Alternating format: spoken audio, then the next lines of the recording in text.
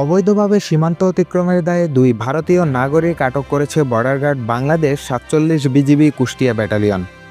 পরে ভারতীয় সীমান্তরক্ষী বাহিনী বিএসএফ এর অনুরোধে পতাকা বৈঠকের মাধ্যমে তাদের ফেরত দেওয়া হয়।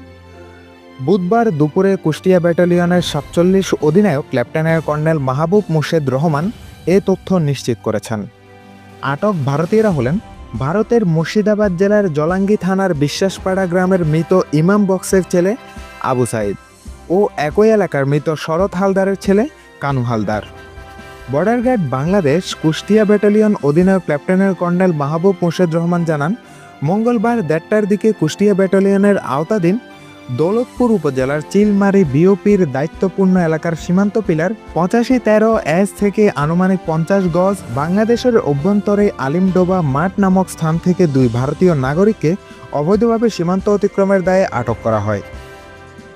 বিজিবি অধিনায়ক আরও জানান, প্রাথমিক জিজ্ঞাসাবাদে জানা যায় তারা ভুলবশত সীমান্ত অতিক্রম করে বাংলাদেশের অভ্যন্তরে প্রবেশ করেছে। পরে বিষয়টি গভীরভাবে যাচাই বাছাই করা হয় এবং বিএসএফ এর অনুরোধে পরিপ্রেক্ষিতে কুষ্টিয়া ব্যাটালিয়নের অধিনায়কের সার্বিক দিক নির্দেশনায় মানবিক বিবেচনায় 2 দেশের সীমান্তরক্ষীদের পতাকা বৈঠকের মাধ্যমে তাদের নিজ দেশে ফেরত দেওয়া হয়। শাহরিয়ার তৌসিফ, দৈনিক সমাচার, ঢাকা।